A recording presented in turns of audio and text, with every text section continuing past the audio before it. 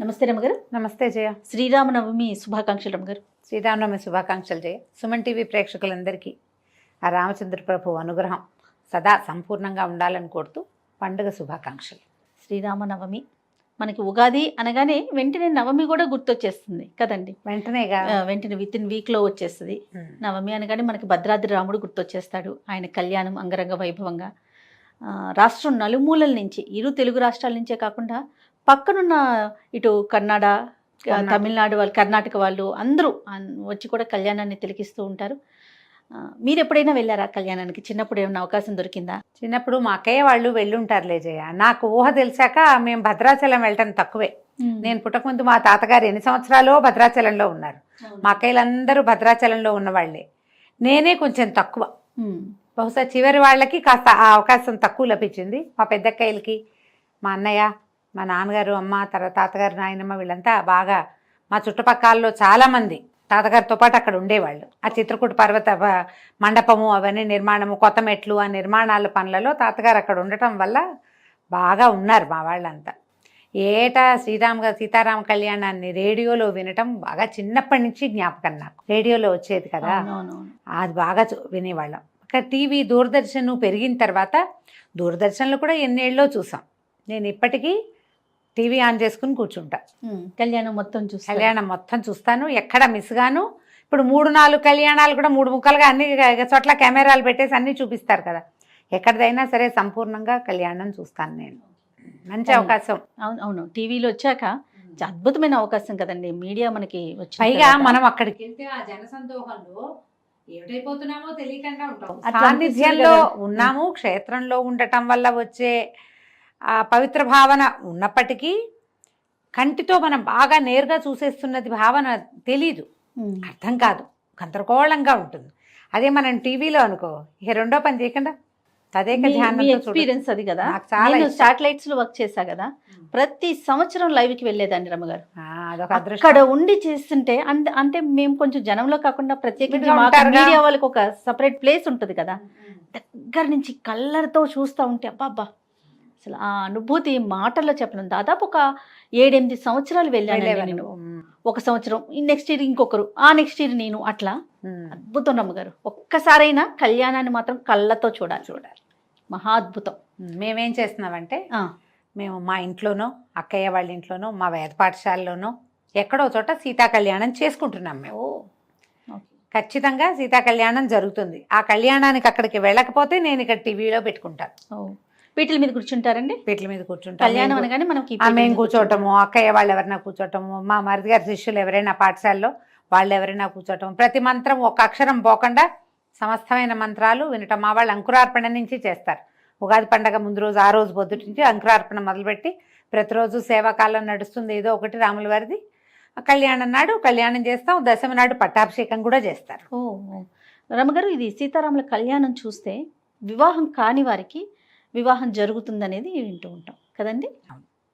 అంటే కళ్యాణానికి వెళ్ళే చూడాలని కాదు, మనం ఇంట్లో మన పిల్లలకి పెళ్ళిళ్ళు కావటం లేదు, మన ఇంట్లో సీతా కళ్యాణం జరుపుకుంటే మనకి కూడా కన్యాదానం చేసే అవకాశం లభిస్తుందని చెప్తారు పెద్దవాళ్ళు. అమ్మవారు భగవంతుడి కళ్యాణం చేస్తే సమస్తమైన కళ్యాణాలు మన ఇంట్లో జరుగుతాయి. అంతే.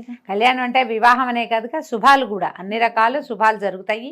ఏదైనా ఇబ్బంది సబ్బంది ఉన్నవాళ్ళు సీతా కళ్యాణ ఘట్టం మన ఇంట్లో జరపటం. మనం కళ్యాణ ఘట్టం అంటే రామాయణంలో సీతా కళ్యాణ ఘట్టము చకచక అయిపోతుంది. మనము సీతాపరిణయ గాథని మనం ఏం చేస్తాము, ఆయన ఇల్లు ఎత్తినట్టు అందరూ చూస్తున్నట్టు అట్లా బోల్డన్ సినిమాలు చూసాం మనం. ఆమె కూడా పరిగెత్తుకుంటూ వచ్చి దండ వేసింది అమ్మవారిని ఇట్లా చూస్తాం కదా. నిజానికి రామాయణంలో అలా జరగల. యాగశాలలో ఉన్నారు వీళ్ళు. యాగశాలకి వెళ్ళారు, యాగశాలలో ధనుస్సు ఎక్కుపెట్టాడు.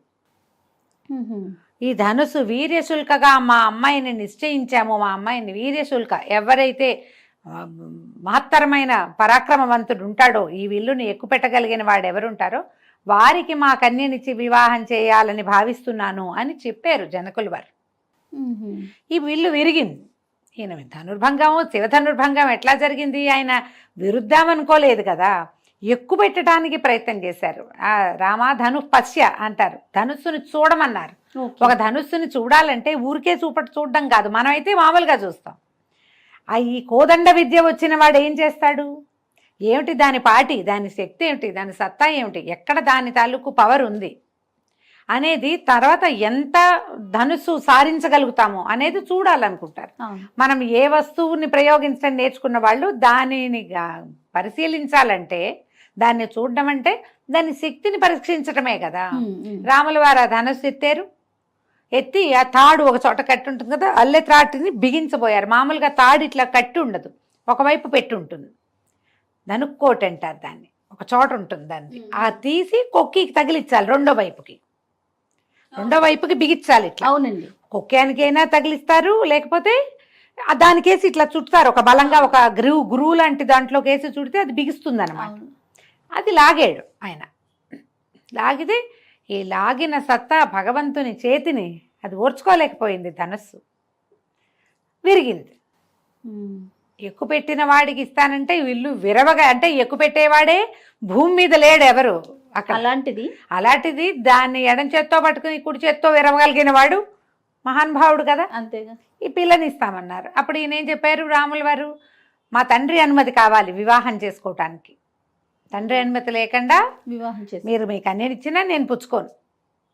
ఇందుకు కదా రామాయణం చదవాలి మనం. మరి ఖచ్చితంగా నాన్నలు, తాతలు, ముత్తాతలు, పెదనాన్నలు అందరూ ఉండగా పెళ్లి కొడుకులే తమ పేరుతోటి శుభలేఖలు వేసుకునే రోజులు. నేను పలానా అమ్మాయిని పెళ్లి చేసుకుంటానని అబ్బాయిలే పెళ్లిళ్ళు, ఆడపిల్లలు కూడా నా పెళ్లి అబ్బాయితోటి అని కార్డులు వేసుకుంటున్న కాలం ఇది. రామాయణం ఎందుకు చదవాలంటే ఇందుకు చదవాలి. నువ్వు ఈ ధనుస్సు ఎక్కుపెట్టావు, పెట్టడానికి ప్రయత్నం చేసావు, అది విరిగింది.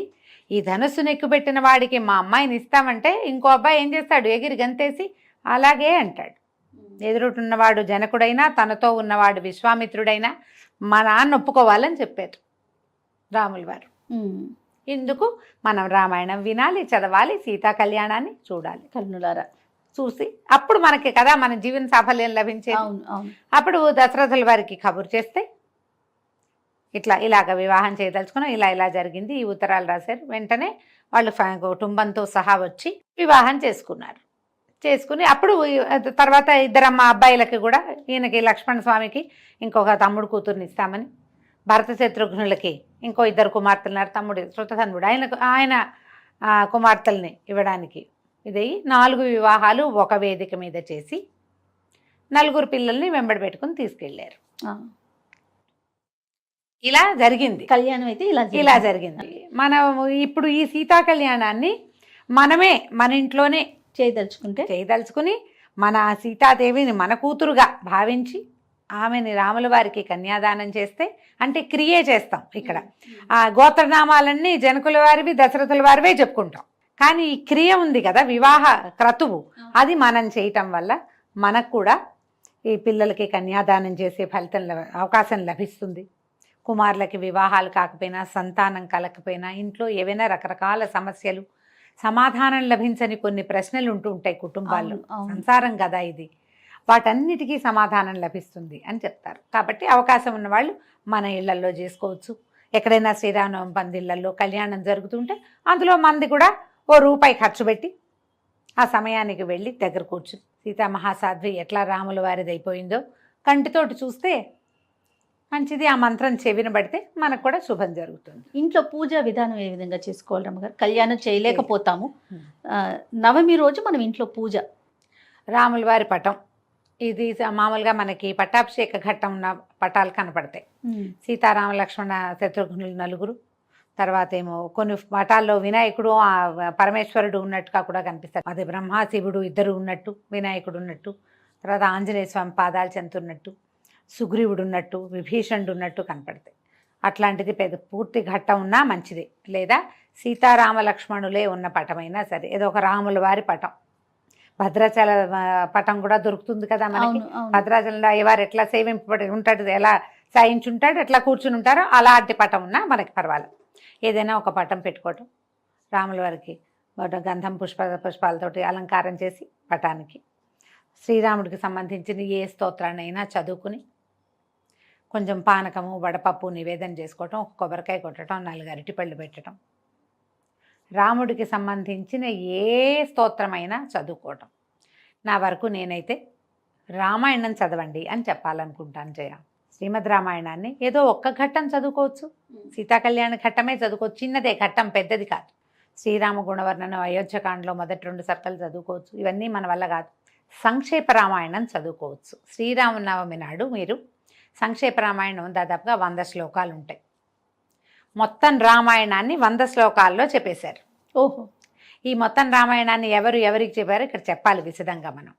నారదుల వారు వాల్మీకి మహర్షికి బోధించిన రామాయణ గాథ. ఈయన అడిగాడు వాల్మీకి మహాముని, ఎవరున్నారు ఈ ప్రపంచంలో అద్భుతమైన కళ్యాణ గుణాలు కలిగిన వాళ్ళు ఎవరైనా ఉన్నారా?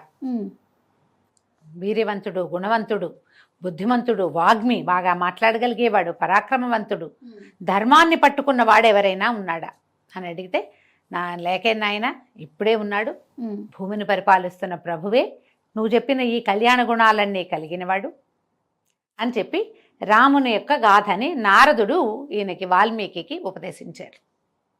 సంక్షేప రామాయణంలో చకచక రామాయణం కదిలి వెళ్ళిపోతుంది. ఈయనకి దశరథుడు, ఆయనకి 4 కుమారులు కలిగారు. తర్వాత వీళ్ళు ఆయన కుమారుడికి ఇది చేయాలనుకున్నాడు, సీతతో వివాహం జరిగింది. తర్వాత ఏమో ఆయన పట్టాభిషేకం చేయదలుచుకున్నారు. ఆయన భార్య ఏమో ఆవిడ పూర్వం ఇదివరకు వరాలు పొందింది, ఆ పొందిన వరాలు అడిగింది, రాముడిని వనవాసానికి పంపించమంది, భరతుడికి పట్టాభిషేకం చేయమంది. ఆయన రాముడు వనవాసానికి బయలుదేరాడు, దశరథుడు గతించాడు. మళ్ళీ భరతుడు వచ్చి అడిగాడు, తండ్రి లేడు, నువ్వే రాజ్యం తీసుకోమంటే ఆయన ఒప్పుకోలేదు. పాదుకలకి పట్టాభిషేకం చేస్తూ భరతుడు ఉండిపోయాడు నందిగ్రామంలో. రాముల వారు భార్యను తీసుకుని ఆయనతో పాటు లక్ష్మణుడు, సీతాదేవి ముగ్గురు వెళ్ళారు. వీళ్ళ తర్వాత భరద్వాజాశ్రమానికి వెళ్ళారు. అక్కడ ఎక్కడెక్కడికి వెళ్ళారో అది దండకారణ్యాన్ని ప్రవేశించారు. అక్కడ శూర్పణఖ వచ్చింది. శూర్పణఖ వల్ల ఖరదూషణులను సంహరించాడు. తన జ్ఞాతులందరూ మరణించారని తెలిసి రావణాసురుడు వచ్చాడు. రాముణ్ణి జయించాలంటే రాముణ్ణి జయించడం నీ వల్ల కాదని మారీచుడు చెప్పినా కూడా అతను వినలేదు. కాలం సమీపించింది రావణాసురుడికి అని చెప్తారు సంక్షేప రామాయణాల్లో. ఆ కాలం దాపురించటం వల్ల, పోయే కాలం దాపురించిన రావణాసురుడు ఈ భార్యని తీసుకెళ్తే ఆ తర్వాత జటాయువు వల్ల ఇవన్నీ తెలుసుకున్నారు.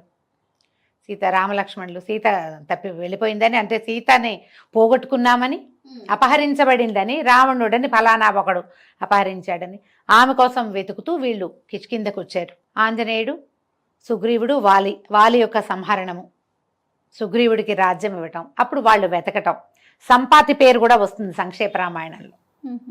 సంపాతి వల్ల తెలుసుకుని ఈయన ఇది లవణాంబ, ఇదేమంటారు మన సముద్రాన్ని, ఉప్పు సముద్రాన్ని దాటాడు ఆంజనేయుడు అని చెప్తారు. లవణార్ణవం, పుప్లువే లవణార్ణవం అంటారు. ఈ సముద్రాన్ని దాటి వెళ్ళి సీతను చూశాడు. అక్కడ కొంతమందిని సంహరించాడు. సీతాదేవిని లంకని కాల్చి సీతను చూశానని చెప్పాడు. ఇలా వెళ్ళిపోతుంది కథ. గబగబా చెప్పేస్తున్నాను చూడు నేను. తర్వాత అప్పుడు ప్రయత్నం చేసి సముద్రం మీద సేతు కట్టి రావణుణ్ణి సంహరించారు. సీతని అగ్నిప్రవేశం చేయించిన మాట కూడా సంక్షేప రామాయణంలో ఒక వాక్యంలో చెప్తారు. ఆమెను తీసుకుని వెనక్కి వచ్చారు. భరతుణ్ణి చూసి అప్పుడు పట్టాభిషేకం చేసుకున్నారు. ఈ గాథని మనం 100 శ్లోకాలలో రామాయణం చదివినంత ఫలితాన్ని ఇస్తుంది సంక్షేప రామాయణం. పూర్తి రామాయణం వాల్మీకి పాఠం చదవగలిగిన వాళ్ళు నిదానంగా చదువుకుంటూ వెళ్ళొచ్చు. ఎవరితోటైనా పారాయణ చేసుకోవచ్చు. మీరే స్వయంగా ఏదైనా చేసుకోవాలి అంటే సంక్షేప రామాయణం మీకు స్తోత్రనిధి యాప్లో దొరికేస్తుంది. ఆన్లైన్ చాలా సైట్లలో అది కనపడుతుంది. మీ దగ్గర కనుక బాలకాండ, వాల్మీకి రామాయణం తాలూకు బాలకాండ మొదటి భాగమే, ఫస్ట్ ఇది కదా, ఆ బాలకాండ కనుక తీస్తే బాలకాండలోని మొదటి సర్గ సంక్షేప రామాయణమే. మీరు దానికి ముందు వెనక ఏదైనా పారాయణము అనుసంధానం చేసేటప్పుడు ముందు అనుసంధానం చేయవలసినవి, తర్వాత చదవలసినవి శ్లోకాలు ఉంటాయి. అవి చదవగలిగితే మంచిది. అవి ఏవి చదవలేకపోయినా మీరు సంక్షేప రామాయణం రాముల వారిని చదువుకుని శ్రీరామచంద్ర మహాప్రభువుకి జై అనుకోవటం, రామాయణాన్ని చదువుకోవటం. చక్కగా ఇంట్లో వినపడేలాగా చదవండి. గ్రహ బాధలు తగ్గుతాయి. ఏదైనా భూతప్రేత పిశాచాది బాధలు ఉంటే అవి తగ్గుతాయి. ఎవరిదైనా దృష్టి దోషం ఉంటే అది పోతుంది.